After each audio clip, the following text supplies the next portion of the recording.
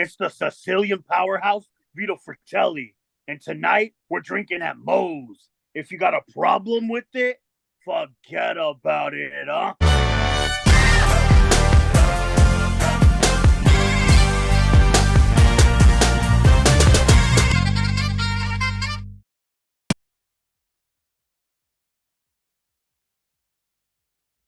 All right, everybody. Want to thank Reaper Apparel for having Drinkin' at Moe's be a brand ambassador. They encourage everybody to break out of that comfort zone, live their best self, which, hey, that's what got me starting the podcast. But they got great clothing, great apparel, t-shirts, hoodies, beanies, hats, all that good stuff. Be sure, link will be in the description, and use the code Drinkin' at Moe's to get 10% off your order. Let's fucking go. All right, everybody. Welcome to Drinkin' at Moe's. Big Mo here. You know the drill for YouTube goes. Like, subscribe, share, comment, all the good stuff, because that YouTube algorithm is a pain in the ass. We are most places you can find your audio podcast. Today, I'm excited to have with me the big man himself, Vito Fratelli. How you doing? Good, brother. Thanks for having me. I appreciate it. Oh, definitely excited to have you on. Now, the first thing that I like to start off with everybody with is what got you started as a fan, and then what got you deciding to finally make the leap into the business?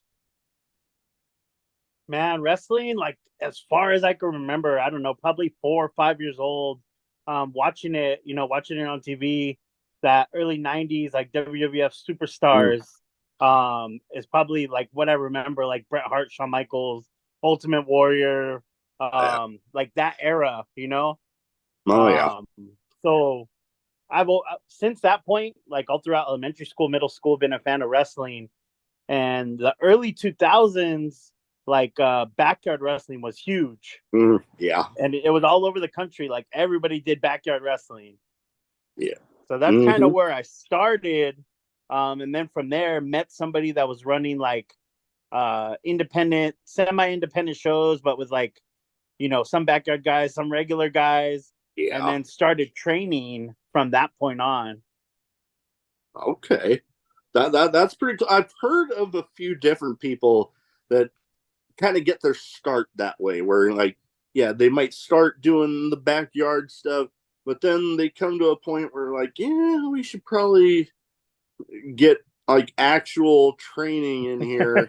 And yeah, then they end up boom. And a lot of them have gone on to some pretty great things, including I was just last week I released his episode with a guy you're very familiar with, Angel Vega. Okay.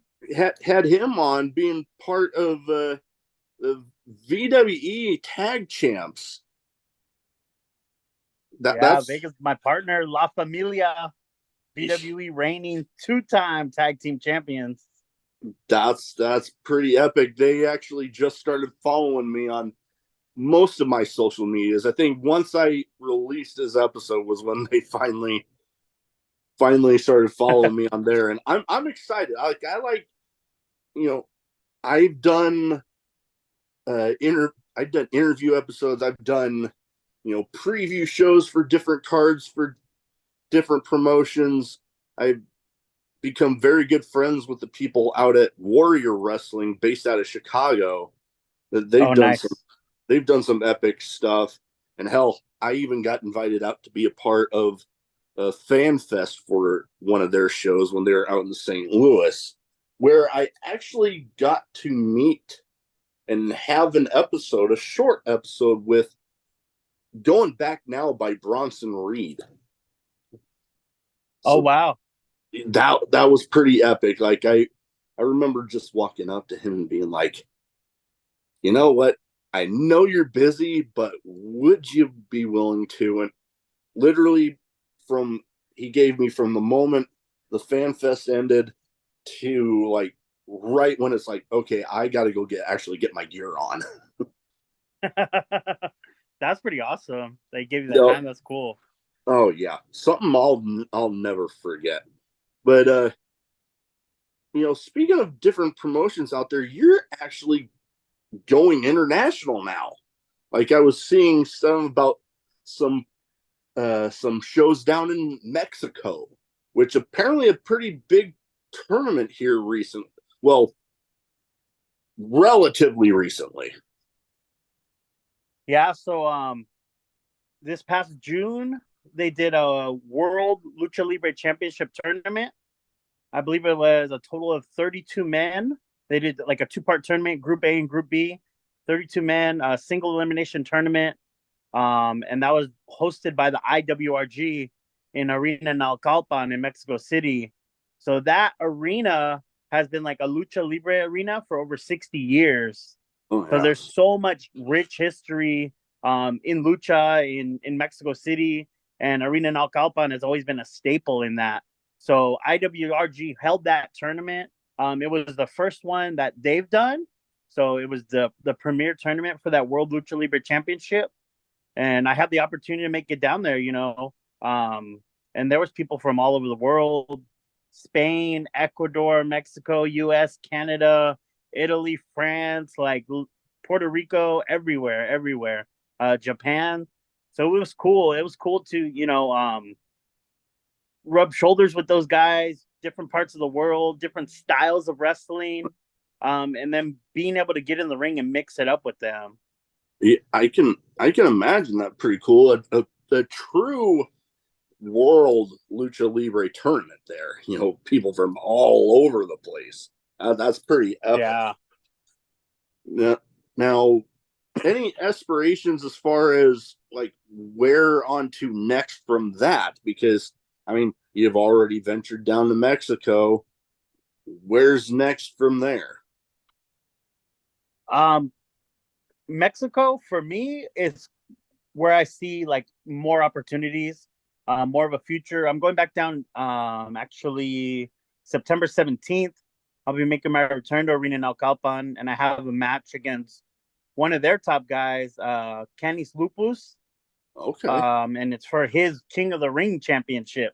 So maybe I can, make get lightning twice and get another championship next time I'm down in Mexico, which will be awesome. That would be pretty epic, being able to bring a title back with you. That's pretty cool. And you know, I people around here, I think they don't really realize that I didn't get my start watching independent wrestling until I was literally stationed down in San Diego. And I Googled pro wrestling in San Diego, and boom, there popped up a show. And then I went clear up until I got deployed. And then I started Oh coming wow. back and going to other shows. And then I ran into some people that did shows up here, down there. So kind of Oh wow. full circle moment for me there. And you know, pro wrestling in like the West Coast, even will go as far as to say, Southern California specifically. When people talk about like the big time, like independent spots, Southern California is more often than not in that conversation. It's like there, then like up, like Northeast. What's it like, being a part of such a big area? Because I can imagine, especially when you first start to get in, it can be kind of daunting to be like, okay, how am I going to set myself apart from all of that? Because, like, hell, going today, right now, all the streaming services they have to promote everybody with, you know, Pro Wrestling TV, IWTV, Fight TV, some promotions even having their own stuff. There is a lot out there. Man, like first getting started in SoCal, it's crazy because there's so much history here, right? You talk about like companies that made a worldwide stamp like PWG. PWG was a bunch of guys that when I first started training, they were already wrestling, and they were like I don't know, like the Scorpio Skies, the Quicksilvers, the Joey Ryans, like those kind of guys.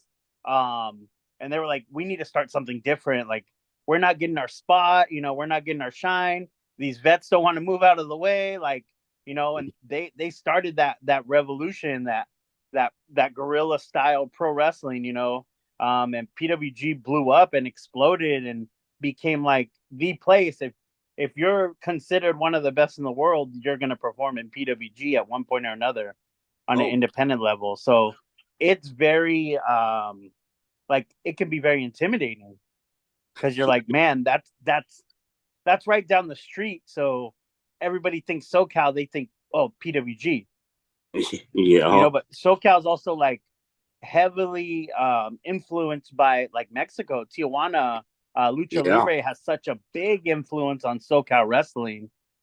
And like That back in the day, like they're kind of one of the first areas where that lucha hybrid American style started, with places like Revolution Pro and WPW. Like, they kind of started that hybrid style, and now you can't watch like TV wrestling without seeing something lucha influenced.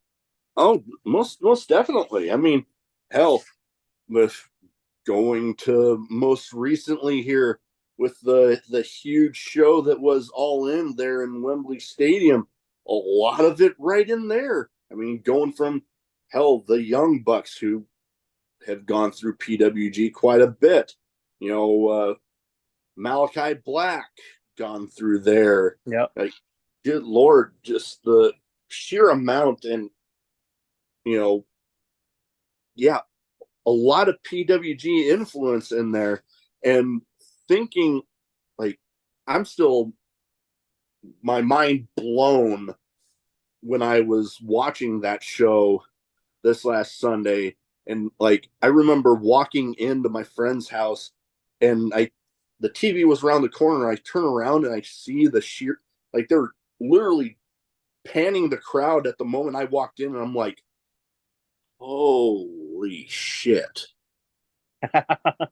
And what an amazing moment, like to do a big show like that overseas, and like what was it, 81,000 in attendance? Like, that's amazing.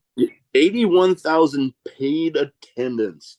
We're not talking about like WWE numbers where they count literally everybody that's even there. We're talking about actual paid attendance. 81,000, over 81,000 people. That is That's insane. crazy. And Yeah, then, so that's awesome. Like, congrats to them. oh, That's a successful event. most definitely. I've been lucky enough to get to meet a handful of the people that were there that day, and a few people that are now in that promotion. So I'm definitely happy for everybody involved there. And going back to PWG, like, that is still one of those promotions that, like, you hear about when they're having a show. It's almost like one of those big time events where you have to be like ready right when they go on sale, because their shows like sell out pretty damn quick. Yeah. And they just like randomly announce it on Twitter. Boom. PWG Vortex, tickets on sale tomorrow, and then sold out. It is absolutely insane. I'm hoping someday, I know, what was it, Excalibur is running it now, if I'm remembering right. And I mean, he has that involvement there with, being an announcer at AEW. You'd think that maybe eventually, whenever this rumored streaming that they have going on, maybe they can piggyback off of that, because like, the one issue I hear people have with PWG is the fact that they are still like, if you're not there, it's almost like if you want to watch the show, you're having to wait 6 months or more to get the Blu-ray, DVD, whatever. Right. And it can be kind of weird because by the time you see it, they've had other shows and the titles could have changed hands and all sorts of stuff. Right. That's true. But I think that kind of keeps that in a way keeps those moments special for the people in attendance and the people that go to them, and that's why they buy their tickets and sell out so quickly, because like they don't want to miss anything.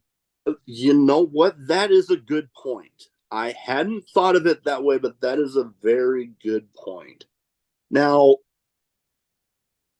I know I got some people on this category here. I got 2 categories that I kind of try to fit in here. One's a bit of a name game where I name off some people that I try to get that you've either shared a ring with or at the very least shared a locker room with. You give me some quick thoughts on the person. Okay. So first one, a guy that I've been seeing more of lately, but there was a little bit there where I wasn't seeing too much of him. Juicy Finau, I'm believing is the pronunciation.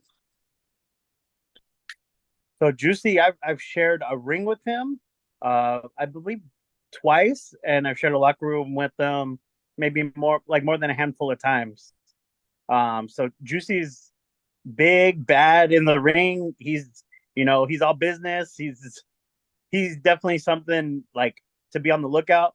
He's probably like up there in one of the best like super heavyweights in the world right now, which is pretty awesome because that guy can move. That guy's quick. Like I said, he's no nonsense in that ring. I don't know if you've seen his moonsault, but it's beautiful. I have, yeah.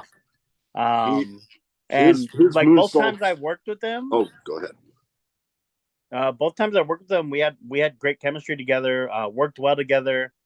Had these badass epic matches, and I recently defeated him for the VWE Heavyweight Championship, and that was in July, I believe.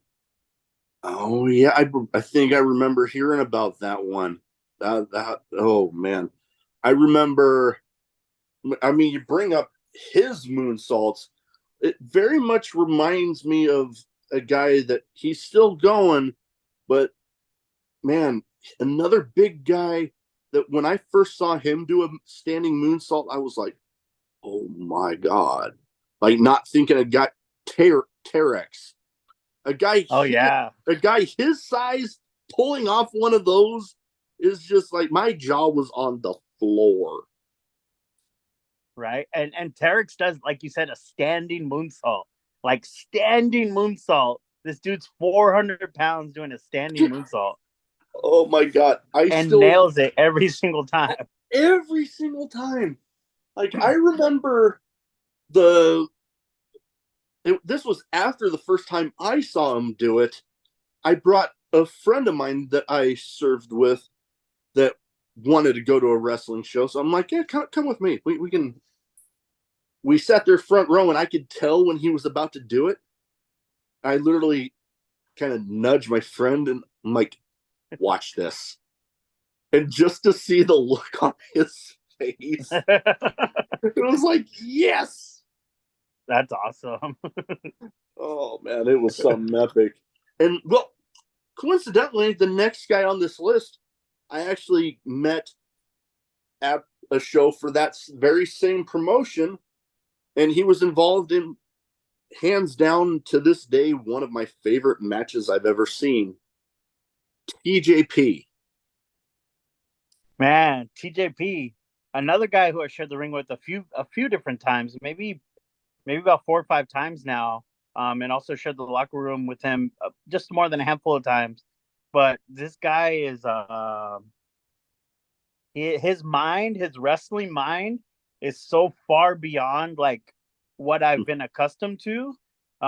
He puts so much thought and effort into every little tiny detail that he does and that gets brought out inside of a match. And working with him really upped my game. up me a level from like being able to hang with a TJ Perkins. And we've done singles now. We've done a steel cage match. We've done a 3-way. We've done a 6-man tag. Like we've mixed it up in like all the best ways. And just every single time being able to share the ring with them and learn from that guy have been amazing. And I he's can. actually somebody that I remember like 20 years ago at the Anaheim Marketplace, like while I was training, watching him work with like Little Cholo and those guys, and I was like, man, this guy's good. But you know, now he's world traveled, done it all, been a champion in every major company, like Oh yeah. and TJ Perkins is somebody like I've always like looked up to, as far as like work rate and talent goes. And then being able to work with them and share that ring with them, like just made me like him that much more. Oh, I can imagine. I know. I mean, you bring up the steel cage match. The, before I get to the thing I have with TJP, I am actually getting to go almost a month away, a little over a month away, to my first ever steel cage match in person. That is one match that I have yet to see in person, and I'm finally getting to do it next month, and I'm pretty damn hyped. That's awesome. Steel cage matches are cool, man, because it's something different. It's something that, especially like at an independent level, like they're few and far between. So like every time, like I've been a part of one, it's just been like a blessing in disguise. Like I get to be in like one of the coolest like gimmick matches there is, a steel cage match. Like it's Yeah. always fun, and being able to utilize that cage and throw people into it and freaking jump off it and all that stuff, like it just adds so much more drama to the match. Oh yeah, and I've seen hardcore matches, ladder matches, TLC matches, death matches, barbed wire matches, but never a steel cage. So, like I said, I'm pretty hyped. But I mentioned that favorite match of mine that I've ever seen in person was actually TJP versus Scorpio Sky versus, I believe it was Brandon Parker versus B-Boy in a fatal 4-way. Like, Oh just wow. oh my God. Like, I believe I have the DVD laying around here somewhere. But like I said, hands down, the sheer talent in that ring at that one time was just Wow. mind blowing. And the fact that I got to sit front row for it. Whew. Just hearing those names you laid out, and like that, I can only imagine how great that was. What year, like around what time was this? Oh God, I'm trying to remember. I'm wanting to say, oh boy, I want to say 2011. Okay. Wow. That was a while ago. That's Yeah, great. a little while ago. Yeah, I was down there in San Diego from it was 2009 when I finally got there clear through like it was July of 2012. Okay. So I Nice. gotta go to a nice handful of wrestling shows down there that I'm hoping like I'm nearing my 200th episode. Like I'm so close I can taste it. And I have I have big aspirations for what I want to do for the 200th, and I keep on flipping around because I've talked with a handful of people from the promotion that held my first ever one, Oh really? including both guys that ran the promotion. So I'm my one of my big ideas is I want to do kind of like one of those round table things with the two guys that ran it and some guys that were in the promotion that like held titles and stuff, and just have a big round table like sharing memories of the promotion and stuff. That So would be great. And like full circle kind of thing too, right? oh, definitely. So we'll see what I can manage. I know that if I just bring up the idea that I don't imagine I'll have too much of an issue. It's just a matter of nailing down a date that everybody can do it. Right, right. Hell, I am pretty damn persistent when it comes to this show. It took me over a year to finally get John Wayne Murdoch on. Oh, wow. Like he told me he was going to do it, but the guy's a damn machine with the schedule he keeps. So it literally took a little over a year, but I finally got it done. That's cool. Like you said, persistent. Oh god, yeah. Now back to the list. Another guy that I've actually had on, and I was pretty excited because it actually took a mutual friend of ours kind of nudging him to be like, hey, you should go on that one. But he goes by now Keeping It Loco, Mariachi Loco, whatever you want to call him. I keep on calling him Mariachi Loco. Man, Loco's actually a really good friend of mine. Also one of the guys that like I've known forever. We've shared the locker room 100+ times. We've worked together, a handful of times, and we've never had a bad match. That guy has so much charisma and so much like enthusiasm, and how he approaches like every match. Like he just wants to, knock it out of the park, give it his all. And he's such an amazing, amazing talent. And somebody that's probably like not as known as he should be. Yeah. Like that's a very talented guy, Oh, and very. he's done like so much for this business, and given his body and been around for quite some time now. But I love Loco. Loco's an amazing dude. Oh yeah, I remember. Like I heard little bits about him when I was still in Southern California, but then I remembered seeing him pop up in Lucha Underground, and I'm like, holy crap, I remember hearing about him. And then ever since, I've been lucky enough to actually get to talk with a few people that have been featured on there. Him, Little Cholo, we talked about him a little bit. I had him on.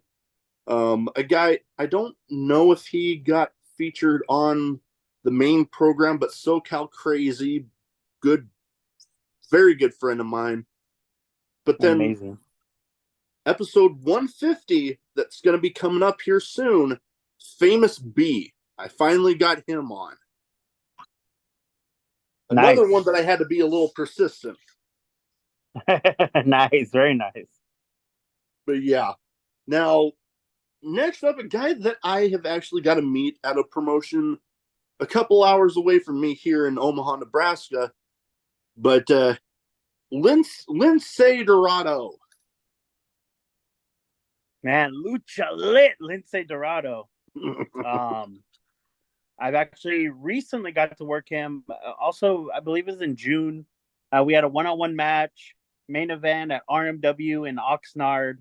And man, Lince brought it. Like he brought his A game, and he checked me out. Like obviously I know who he is, but he checked me out, and he's like, man, we could do magic in that ring. And lucha, and I do lucha, and you could toss me around because you're a powerhouse. Like so, like that contrast of styles, and being familiar with lucha libre, and being down to take some crazy ass shit like that we pulled up in that match. Like it was awesome. Like we did a freaking head scissors off the apron to the floor. We did like a top rope Rana. Like we did all kinds of shit. I'm throwing him into chairs, military pressing him into the ring post. Like it was a great match, a great match. And man. that for me, that was one of those moments. Like I'm going in there with one of the top guys, one of these dudes that's done it all and so talented, and known around the world, and being able to hang in with them, and have this great match and this magic. Like one of my buddies who knows wrestling, like he watched my little highlight video of it, and he's like, dude, that match was epic. And I was like, yeah, it's the first time we ever worked. And he's like, that's insane because it looks like you guys have like this natural chemistry together. But like we both came in with the same idea, like we want to kill it, you know. So that was one of my favorite matches, and that just recently happened. That is pretty awesome. I gotta meet him. Not all that long ago, out at Wrestling Revolver. Sammy Callahan's promotion runs a lot Nice. out of Des Moines, Iowa, and he was there not all that long ago. I got an event poster over here that I need to get displayed behind me here, but such a nice dude. And I'm one to say, I'm trying to remember if it was a triple threat, but I know it was him and Rocky Romero. Oh wow. That was epic. I bet. Oh man, it was insane. I think I got video footage of it somewhere. But before I get on a tangent, because I have done that before, last but not least for this one, Hammerstone. Big boy Hammer. Your boy Hammer. You know what? He's one of those guys like at the top of his game right now. Like he's probably in his prime right now. You know, as big and bad as he's ever been, he's in his prime like right freaking now. His ring psychology, you know, the way he works, his ability, his strength is like insane. Like I'm a big boy, right? I'm a big boy. And for getting up for that nightmare pendulum, that stalling suplex into like a rock bottom style move, you know, I had my doubts, but he gave it to me like 4 times in one match. Oh yeah. Like his strength is wild. Um, but we did like this feud probably about a year in the making. You know, like first it was like a 5-way match. Then he interfered in my match with TJ in our steel cage match. We did a 6-man tag. We did another 6-man. I ended up like special guest refereeing a number one contender match between him and Perkins while I was champ, and then I caused Hammer to win by nailing Perkins with the belt. And then it was me and Hammer, and we did like a street fight, falls count anywhere, and we're slamming each other on concrete, suplexing on concrete, Death Valley drivers on the apron, and it was wild. It was wild, but the crowd was so invested because we took our time and we told that story, and it's like one of the biggest, baddest, best heavyweights in the world versus, you know, the guy that's their champ. Like, even though I'm a heel, like I'm still their guy. So it was like the crowd was 50-50, even though I'm the bad guy, even though I'm the heel, but you know, they were oohing and on for everything that we're doing because we were giving it to each other. Oh, And for that promotion for NTLL in Palmdale, California, everybody was like, that's match of the year. That's match of the year. Like that match could have headlined a pay-per-view. That's what they were saying, you know. Better than the shit you see on TV is what they were saying. well, hey, And me and Hammer went at it. no, I was gonna just say, judging from like I watch a good deal every week, and I no, just the name value on it alone, I'm like, oh boy. Yeah. But you were about to But say, I didn't mean to interrupt you. as wild as he is in the ring and, you know, like turned up, when it comes to the other side, you know, outside the ring, like he's like the quietest, calmest, like chill dude in the back. So it's pretty crazy to like music hits and see that switch in him. You know what? I have actually heard that about quite a few different people. It's like Yeah. them behind the scenes, quiet, reserved, but then it's like the moment that music hits and they get out there, they burst through that curtain, and it's like just that switch flips, and they're just monster. It's just like Yeah. I like to. Hammer's the perfect example of that, like to the T. Oh God, everything that I've seen of him, yeah, I can imagine. I know another guy I think of like that from the stories I've heard is Nick Gage. Like I've heard he Oh, can be okay. kind of quiet behind the scenes, nicest dude ever. But then that music hits, and like I've watched plenty of his matches, and it's almost like a goddamn mosh pit when he walks out through that curtain. And I've told more than one person, I'm like, damn, that just makes me want to be there. Right? Yeah, Yeah. Nick Gage brings that energy. He brings that energy out in the crowd, man. Yeah. I feel like that, like I don't know, like Sandman vibes, you know? Yeah, very, very much so. Yeah. You know what? I can actually see the definite similarities. Like Enter Right? Sandman hit with the Sandman, and it was just like, oh, crazy. Everybody just damn near mosh pit sort of vibes.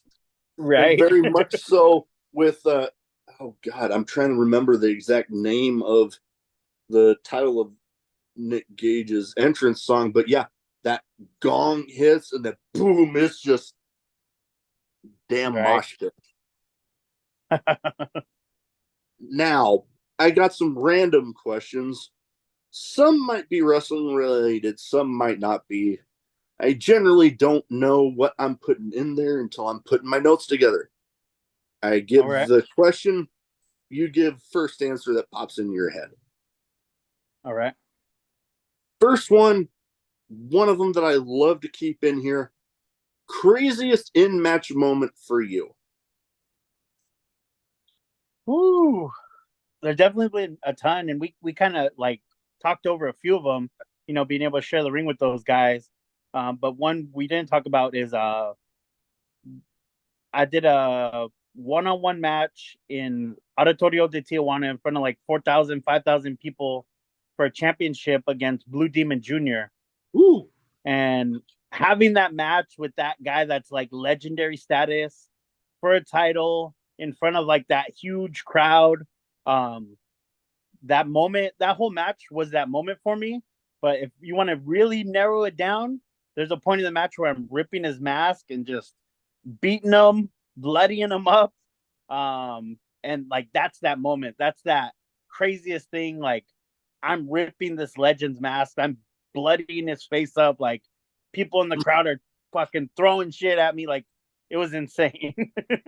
Oh God, I can only imagine some of the stories I've heard go on down like places like Mexico, Puerto Rico, where it's like if you're a guy messing with one of their favorites, they are brutal. Right. I mean, I haven't been a part of too much brutality, but like I've heard like throwing batteries at people, like throwing cups full of piss, like the beer cups, but filling them up with piss and throwing them at people. Yeah. There was actually a moment in that match. We're fighting in the crowd. I hit him with the chair, boom. I grab somebody's beer. I clock him over the head with the beer. And then somebody else tried to hand me another beer. I smacked the beer out of his hand and just started like talking my shit, you know? And then people just started throwing beer at me, beer after beer after beer. I probably got hit with like 20 plus beers, literally. And then like people that work there, they're like, you need to get out of the crowd now. Like you're about to start a riot. Like we're taking you out of the crowd now. Like you need to get back to the ring. Like they were tripping. Oh God, I can only imagine. But Like I you said, talk about heat, like heat. That was as hot as it gets for me. oh God, that's like nuclear level heat. Yeah, it was wild. And well, kind of, talking about beers, kind of a nice segue into a question, another one that I'd like to keep in here as much as possible, because I'd feel weird with the name of a show like Drinking at Moe's if I didn't have it in there. Favorite drink, whether it be alcoholic or non, or you can name one of each. For non-alcoholic, I'm an energy drink guy. I freaking have way too many energy drinks a day. It's that and water for me, and that's it. Right now I don't really drink, but when I was drinking, I would say like a wheat beer, Sam Adams, Blue Okay. Moon. Okay. I used to love like the seasonals because of Mm. variety packs that come out like 4 or 5 different kinds. Oh Just yeah. just trying and tasting. Oh yeah. Nope. I can definitely understand that. I definitely love getting a few of those myself. I definitely consider myself more of a beer guy, but hell, I also have, the Rocks tequila. I love that damn stuff, Okay. but you got to be damn careful with that because that stuff's smooth as hell. You put that in a damn margarita, you can barely tell there's any damn alcohol in the damn things. You don't notice and you just keep drinking. Oh, and then it brings a whole new meaning to that one tequila, two tequila, three tequila floor. Right. Yeah, you drink about three or more of those, and you're damn near on the floor after that. Man. Now, this one, I've been curious about asking this one because I've been lucky enough to talk to a few people that have been able to travel internationally for pro wrestling shows. What is a trickiest part of international travel that you've experienced or like in your experience? Um, like going down to Mexico a lot, right? The probably the trickiest part is like just the language barrier. Mm, I don't speak Spanish. I'm not Hispanic. I'm not Mexican. So there is that language barrier. I picked up a lot from lucha and from going down there so much, and just from being around it. But it's not a language that I speak. I'm not fluent in it. I can understand more than I can say, but that language barrier has definitely been the hardest part traveling internationally. oh, I can only imagine. I know I've I've always wanted. I've been down to Mexico some, but I've always wanted to actually go to a Japanese show, like New Japan, Noah, whatever it might be, one of the smaller ones, just because I don't know. I gravitate towards those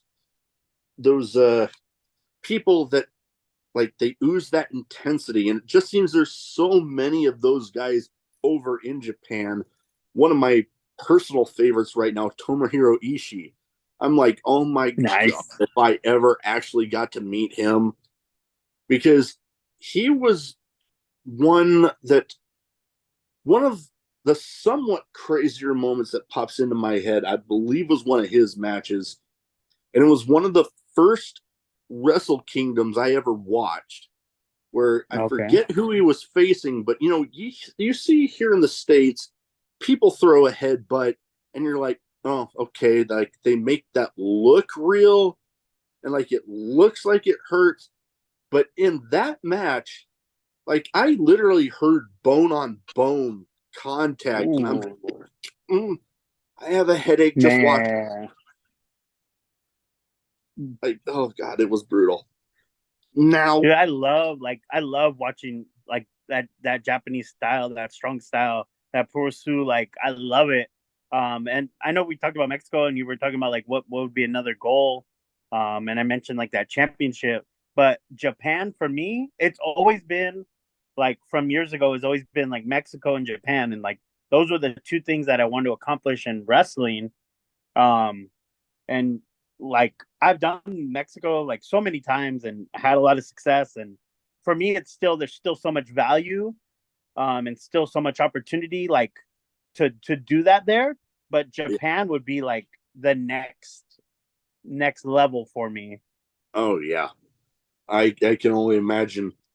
I've talked to a few people that have said the same thing, and it's all for me. It's always ate at me because on my deployment there was a little period of time where we were anchored off of Japan. Like I could literally see Japan, and I'm like, Oh wow. oh, I'm so close. But only a few people got to go on for some official business. I don't remember what it was, but it's Oh always man. ate at me that I was so close I could literally see it, but I didn't get to put my feet on the ground. Man. Yeah, that would have been awesome. And like I don't know, just being able to go there, like even to see a show would be great. Oh yeah, like people have thought I'm crazy about this, but I've seen so many of those videos of the Japanese capsule hotels, or it's literally like this little tiny Oh yeah. thing. And I'm like, I've told people I've always thought it would be cool to go stay in one of those and go to the Japanese wrestling show. Like, I don't Right. know why, just to Right. experience it. Right. I mean, like you want to be like experience that culture, like you said. Like that would be great. That'd be cool. Oh yeah. It'd be something different, definitely, especially that capsule room. Oh god, yeah. Like it. I've seen some of them that literally remind me of the beds on my ship in the Navy that they call coffin racks, and like I not a small dude, and like I literally had enough to room to roll over on my side, and my shoulder would still bump up against the top. Oh wow. So yeah, so it. I see some of those videos. I'm like, I've already kind of lived it for a little while. I can stand doing it again. Right. I could handle that. Yeah, I can handle that. Now, for people that have been in the business for a while, sometimes they can, you know, they learn different things throughout their time. What is something that you wish you would have known back? You wish you knew. Okay. But words are hard. What is something you wish you knew back then when you started that you know now? I would say time, like take your time with things. I know when I started or, restarted, all those times, like I wanted to do everything. And like I wanted to hit you like 37 suplexes in one match, like every different variation, because I thought it was so badass. But like taking your time and making like little things count, you could get so much more from working the crowd than working that guy in the ring. Like I can give you all the moves in the world, but it don't mean nothing unless I'm working the crowd, I'm working the audience. I'm looking that guy in the face and telling him to shut up while I'm punching Mm, their hero in the face. mm, You yeah. know, but you can get so much more out of the little things than you can out of what people think wrestling is, just a bunch of wrestling moves. Oh, definitely. You get that story. You get that, you know, yeah, people will ooh and ah a little bit, but then you get that story in there. You get those different elements that kind of that you don't really get. Excuse me. A lot of times with some of the national TV promotions, the independent stuff, you can start really getting the crowd invested a lot easier. So yeah, I can Right. imagine, learning to take the time to really get. Sometimes you can just be like, pick one guy out in the crowd. Like, I'm gonna get him. Like, I am gonna get Right. a reaction out of him. Yeah. And then Like, something that Lindsay actually said that like totally makes sense to me. It's like sell emotion, not motion. Like it mm, doesn't matter what you're doing, but bring the emotion out of it.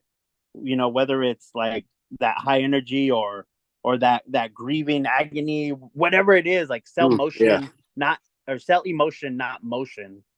Oh, definitely makes sense. Now, some of those answers kind of tie into this last question I have in here. Best advice for anybody wanting to get into wrestling? Brand new, just starting. Yeah. Okay. Um, find a school that has quality, that has high recommendations. Find a school that's going to give you value and look good on your resume. Mm, Like there's a few out here like in Southern California, that people know like throughout, like a Santino Brothers Wrestling yes. Academy. You say that name and people know, Oh, yeah. okay, that's the school. Or you say like a Monster Factory, people know, okay, that's the school. you Yeah. know Find that reputable place that you can hang your hat on and say, yeah, that's where I trained, yeah, that's where I learned how to work, yeah, they backed me. Oh, yeah. No, definitely familiar with Santino brothers. Joey Chaos was actually in my second ever independent show. So I got to meet him a couple of different times.